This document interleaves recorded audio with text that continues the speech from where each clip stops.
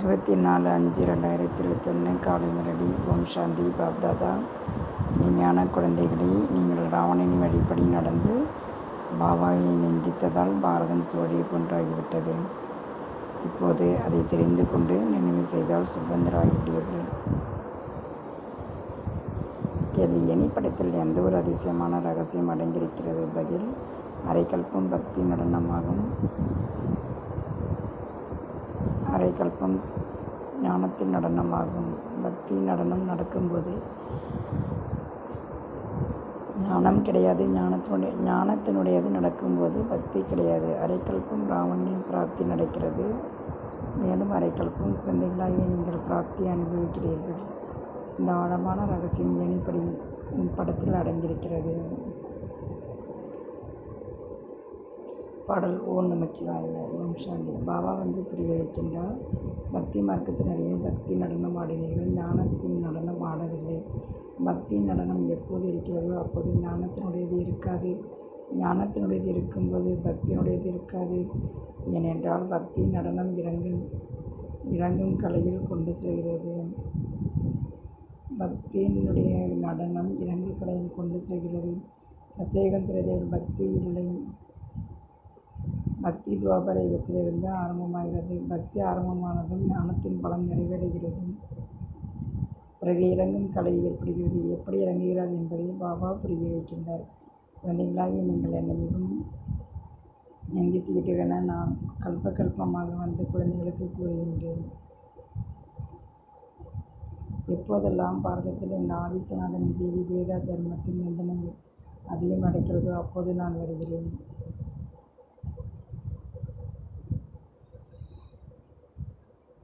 அந்த நிந்தனை என்று எதற்கு சொல்லப்படுகிறது? இதையும் புரிய வைக்கிறார். நான் வந்து விகாரி நரகவாசி பாரதத்தை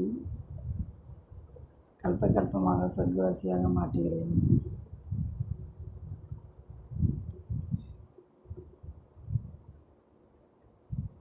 நீங்கள் அசுர வழிப்படி என்னை நிந்தனை செய்த காரணத்தினால் எவ்வளவு ஏழைகளாகிவிட்டீர்கள். எவ்வளவு ராமராஜ்யம் இருந்தது, இப்போது ராவண ராஜ்யமாகும். அதற்கு தோல்வி மற்றும் வெற்றி பகல் மற்றும் இரவு என்று கூறப்படுகிறது. நான் எப்போது வருவேன் என்று இப்போது சிந்தியுங்கள். யாருக்கு ராஜ்யத்தை அளித்தனோ அவர்களே ராஜ்யத்தை இழந்து அமர்ந்திருக்கிறார்கள். கணக்கு வழக்கு முற்றிலும் புரிய வைக்கப்பட்டிருக்கிறது. நான் வந்து ஆஸ்தி அளிக்கிறேன். பிறகு ராவணன் வந்து உங்களுக்கு, முக்கியமாக பாரதம் உலகம் முழுவதற்கும் சாபம் அளிக்கிறான். பாரதத்தின் மகிமையை பற்றி யாருக்கும் தெரியவில்லை. முதலில் பாரதம் தான் இருந்தது. எப்போது இருந்தது? எப்படி இருந்தது? யார் ராஜ்யம் செய்கிறார்? யாருக்கு எதுவும் தெரியவில்லை. எதையும் புரிந்து கொள்ளவில்லை. தேவதைகளாக இருந்தவர்களின் முகம் மனிதர்களைப் போன்று, நடத்தை தேவதைகளைப் போன்று இருந்தது. இப்போது முகம் மனிதர்களைப் போன்று தான் இருக்கிறது. நடத்தை அசுரர்களைப் போன்று இருக்கிறது. யாருக்காவது புரிய வைக்கின்றோம் என்றாலும் அவர்கள் புரிந்து கொள்வதில்லை. ஏனென்றால் பரலோக தந்தையை பற்றி அறியவில்லை. மேலும் நிந்தனை செய்துவிட்டனர். பாபாவை நிந்தனை செய்து சோழி போன்று ஆகிவிட்டனர். பாரதம் வீழ்ச்சியடைந்து விட்டது. இந்த நிலை ஏற்படும் போதுதான் நான் வருகிறேன் என பாபா கூறுகிறார். தற்சமயம் குழந்தைகளின் எதிரில் அமர்ந்து புரிய வைக்கிறேன். போன கல்பத்திலும் இவ்வாறு நான் புரிய வைத்தேன். இப்போது தெய்வீக சம்பிரதாயத்தின் சாதனை நடந்து கொண்டிருக்கிறது. மனிதனிலிருந்து தேவதையாகி கொண்டிருக்கிறீர்கள். பாபா எப்போது வருகிறார் என்பது மனிதர்களுக்கு தெரியவில்லை. சத்தியயுகம் திரேதாவில் நீங்கள் மிகவும் குஷியோடு பலனை அனுபவிக்கிறீர்கள்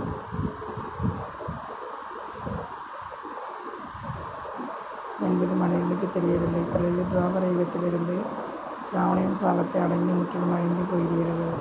எப்படி தேவதைகள் பலனை அனுபவித்து திரேதாவின் முடிவில் முடிந்து போகிறார்கள்.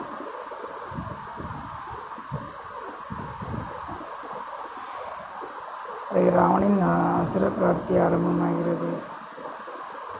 பக்தி கூட முதலில் தூய்மையானதாக இருந்தது, பிறகு தூய்மையற்றதாகிறது. எனிப்படி சரியாக உருவாக்கப்பட்டிருக்கிறது. ஒவ்வொரு பொருளும் சதோ பிரதானம் சதோ ரஜோத்தமமாகிறது.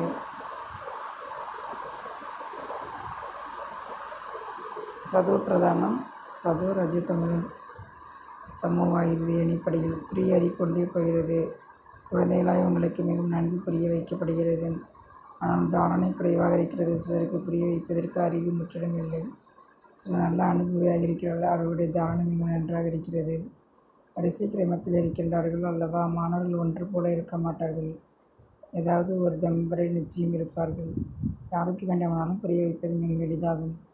என்னை நீங்கள் என்ன பாபா கூறுகின்றார்? நான் உங்களுடைய எல்லையற்ற தந்தை, சிருஷ்டியை படைக்கக்கூடியவன். என்னை நினைப்பதால் உங்களுக்கு எல்லையற்ற ஆஸ்தி கிடைக்கிறது. நினைவினால் தான் துரு நெய்கிறது. பாரதவாசிகளாகிய நீங்கள் சத்தியுகத்தில் சர்வபிரதமாக இருந்தீர்கள். இப்போது கலியுகத்தில் தமோபிரதமாகி விட்டீர்கள் என்பதை மட்டும் புரிய வையுங்கள். ஆத்மாவில் துருப்பிடித்து விட்டது.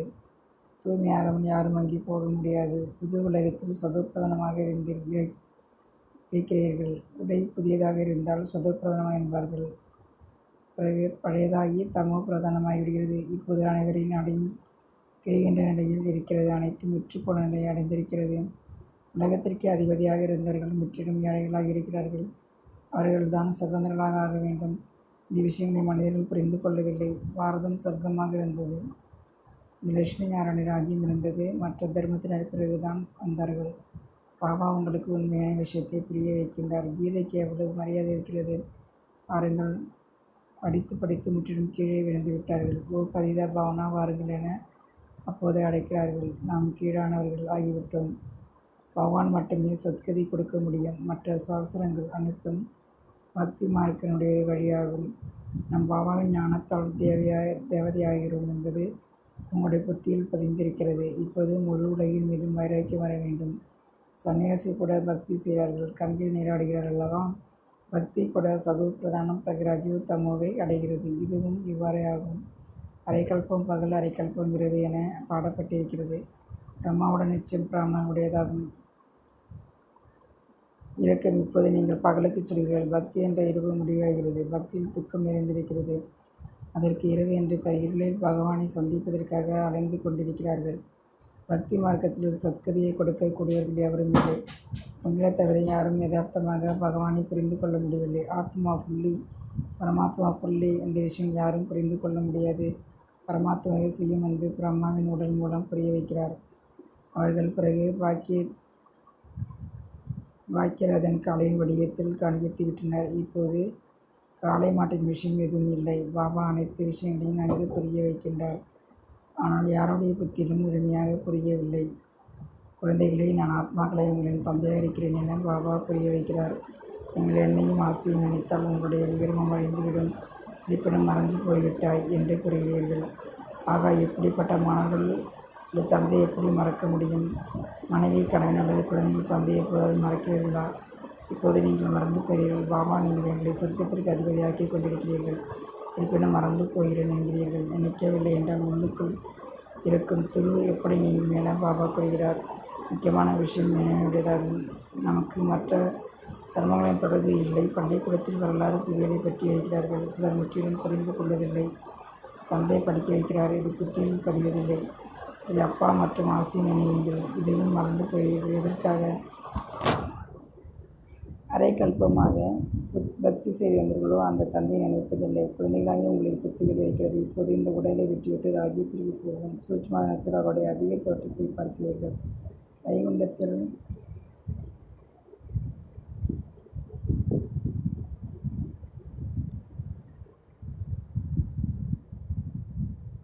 கூட பார்க்கிறீர்கள்.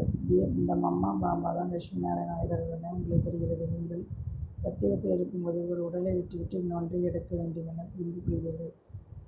அங்கே அவர்களுக்கு சத்தியத்திற்கு பிறகு திரேதாயுகம் வரும், துவாபர யுகம் வரும். நாம் இறங்கிக் கொண்டே செல்வோம் என்பது தெரியாது. ஞானத்தின் விஷயங்கள் கிடையாது. மறைவுரையில் எடுத்துக்கொண்டே போகிறார்கள். அங்கே ஆத்மா உணர்வில் இருக்கிறார்கள். பிறகு ஆத்ம உணர்விலிருந்து தெய்வ உணர்வில் ஆகிறார்கள். இந்த ஞானம் பிராமணர்கள் எங்களுக்கு மட்டும்தான் இருக்கிறது. வேறு யாருக்கும் இல்லை. ஞானேஸ்வரர் ஞானக்கடல் தந்தை அவரே கூறுகிறார். நிச்சயம் பிரம்மாவின் குழந்தைகள் பிராமணர்களுக்கு தான் கூறுவார். பிரம்மாவின் குழந்தைகள் தான் பிராமண சம்பிரதாயத்தினர் ஆவார். இரவு பகல் வித்தியாசம் இருக்கிறது.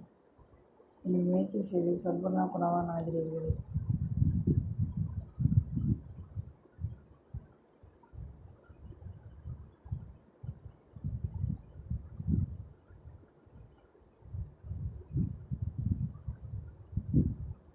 நீங்கள் முயற்சி செய்து சம்பூர்ண குணவான் ஆகிறீர்கள். சம்பூர்ண நிர்விகாரி குடும்ப விவகாரத்தில் இருந்தாலும் நீங்கள் தந்தை நினைவு செய்யுங்கள். கர்மம் செய்து ஆக வேண்டும். புத்தியின் தொடர்பு பாபாவுடன் இணைந்திருக்கட்டும். எந்த செயலை வேண்டுமானாலும் செய்யுங்கள். தச்சு வேலை வேண்டுமானாலும் செய்யுங்கள், அல்லது ராஜ்யத்தை ஆளும் வேலை வேண்டுமானாலும் செய்யுங்கள். ஜனக ராஜாவின் பெருமொழி இருக்கிறது அல்லவா? ராஜ்யம் செய்து கொண்டிருங்கள், ஆனால் புத்தியின் தொடர்பை பாபாவுடன் இணைத்தால் சொத்து கிடைக்கும். மன்மன பாபா என்னை மட்டும் நினைங்கள் என பாபா கூறுகின்றார். சிவன் என்று கூறுவதால் லிங்கம் மட்டும்தான் நினைவிற்கு வரும் என்று பாபா கூறுகிறார். மற்ற அனைவருக்கும் சரீரத்தை தொடர்பு கூறப்படுகிறது. சரீரத்தின் மூலமாக நடிப்பை நடிக்கிறார்கள். இப்போது உங்களை ஆத்மான உடையராக மாற்றப்படுகிறது. அதை அரைக்கல்பத்திற்கு இருக்கிறது. இச்சமயம் அனைவரும் தேக உணர்வில் இருக்கிறார்கள். இங்கே ஆத்மா ஒன்றில் இருப்பார்கள். ராஜா ராணியை போன்று பிரஜையில் அனைவரும் நீண்ட ஆயுளாளருக்கும் இங்கே அனைவரின் ஆயுளும் குறைவாகும். பாபா எதிரில் வந்த குழந்தைகளுக்கு எவ்வளவு நன்றாக புரிய வைக்கிறார். ஆத்மாக்களை என்கின்றார். ஏனெனில் ஆத்மாதான் ஞானத்தை அளிக்கிறது. ஆத்மாவுடன் தரணையாகிறது. பாபாவில் சரீரம் இல்லை. பாபாவிற்கு ஆத்மாவில் முழு ஞானம் இருக்கிறது. ஆத்மா நட்சத்திரம் கொண்டிருக்கிறது. பாபாவும் நட்சத்திரம் கொண்டிருக்கிறார். அவர் மறுபடி வெடிப்பதில்லை. ஆத்மாக்கள் மறுபடி வெடிக்கிறது. ஆகையால் தான் பாபா பரமாத்மாவின் மகிமை மற்றும் குழந்தைகளின் மகிமையை எழுதி கொண்டு வாருங்கள் என வேலை கொடுத்தார். இருவரின் மகிமைகள் தனித்தனியாகும். கிருஷ்ணரின் மகிமை தனியாகும். அவர் சாகரத்தில் பகுதிய உடல் இருக்கிறார். அவர் நிராகரத்தில் இருக்கிறார். இவ்வளவு குணவானாக யார் மாற்றியது? நிச்சயம் பரமாத்மா தான் மாற்றினார் என கூறுவார்கள். இச்சமயம் நீங்கள் ஈஸ்வரிய சம்பிரதாயத்தில் உங்களுக்கு பாபா வந்து கற்பித்து கொண்டிருக்கிறார். பிறகு பின்னால் பலனை அனுபவிக்கிறார்கள். சத்தியுகத்தில் யாரும் கற்றுக் கொடுக்க மாட்டார்கள். பக்தி மார்க்கத்தின் விஷயங்கள் முடிந்து போகிறது. இந்த உலகத்தின் மீது வைராக்கியம் வேண்டும். அதாவது தெய்வம் உட்பட தேகத்தின் அனைத்து உறவுகளையும் விட்டுவிட்டு தன்னை அசுரனி ஆத்மா என புரிந்து கொள்ள வேண்டும்.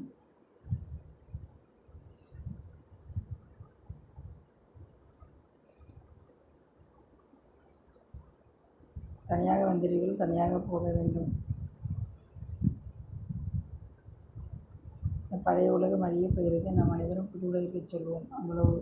அவ்வளவுதான். இதை நினைவில் வைத்திருப்பதற்கு முயற்சி செய்யுங்கள். இதில் தான் தோல்வி அடைகிறார்கள். நினைப்பதில்லை. யார் புரிந்து கொள்வதற்காக வந்தாலும் அவர்களுக்கு சிவபாபா பிரம்மா மூலமாக நினைவுங்கள். நினைவினால்தான் உங்களுடைய துருள் நீங்கும். நீங்கள் விஷ்ணுபுரிக்கு அதிபதியாகிவிடுவீர்கள் என கூறுகிறார் என்பதை புரிய வைக்க வேண்டும். விஷ்ணுபுரி தான் சொர்க்கபுரியாகும். எவ்வளவு முடியுமோ தந்தை நினையுங்கள் என்று தந்தை அரைக்கல்பமாக நினைவு செய்வார்களோ இப்போது அவர் நம் முன் வந்திருக்கிறார். என்னை நினையுங்கள், என்னை யாரும் அறியவில்லை என கூறுகிறார். அவரே வந்து அவருடைய அறிமுகத்தை வழங்குகிறார். நான் யார், எப்படி இருக்கிறேன் என்பதை ஒரு சிலரை அறிகிறார்கள். நிச்சயம் வைக்கிறார்கள். நிச்சயம் வைத்து விட்டார்கள் என்றால் முயற்சி செய்து சொத்து அடைவார்கள்.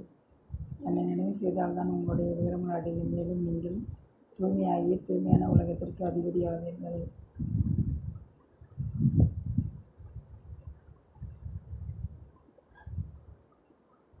என சுபாவா கூறுகிறது. எந்த விகரமும் செய்யக்கூடாது. நல்லது. இனிமேலும் இனிமையான காணாமல் போய் கண்டெடுக்கப்பட்ட செல்லமான குழந்தைகளுக்கு தாய் தந்தை பௌத்ததன் அன்புநிலை மற்றும் காலை வணக்கம். ஆன்மீக குழந்தைகள் ஆன்மீக தந்தை நமஸ்தி தாரணைக்கான முக்கியஸ்தலம். முயற்சி செய்து சம்பூர்ண குணவானாக வேண்டும். கர்மம் தொழில் எதுவாக வேண்டாமல் இருக்கட்டும், ஆனால் பாபா நிலையிலிருந்து செய்ய வேண்டும். எந்த விகரமும் செய்யக்கூடாது.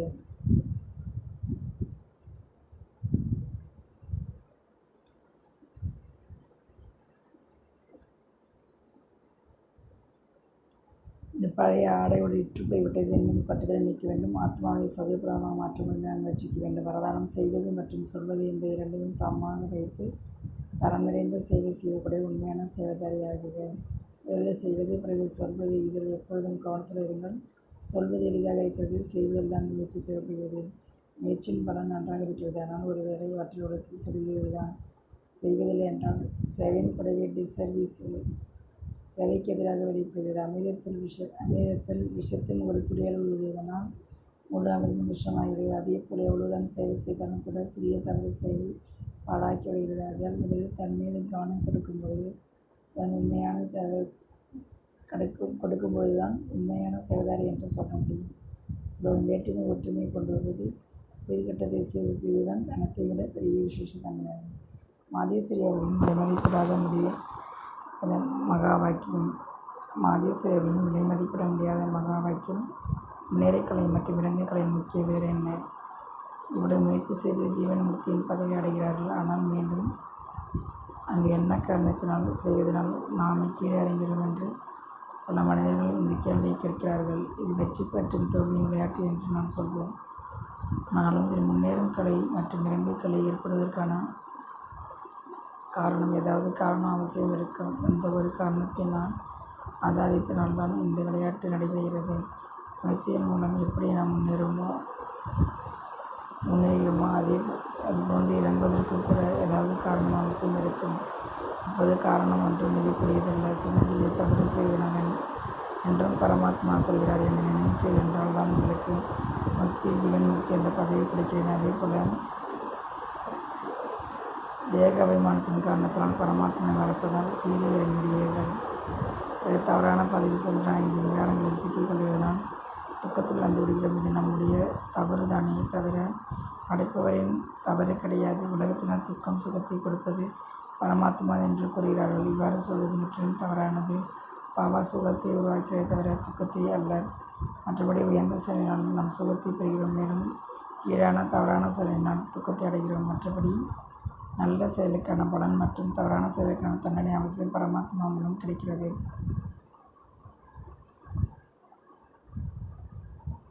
ஆனால் சுகம், துக்கம் இரண்டுமே பரமாத்மா தான் தருகிறார் என்று சொல்ல முடியாது.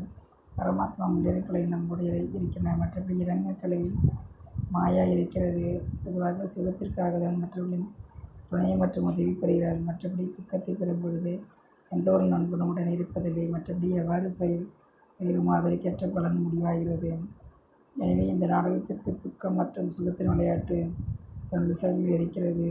துக்கம் மற்றும் சுகத்தின் விளையாட்டு தனது செயலில் இருக்கிறது. ஆனால் கீழான புத்தியுடைய மனிதர்கள் இந்த ரகசியத்தை தெரிந்து கொள்வதில்லை. நல்லது. ஓம் சாந்தி.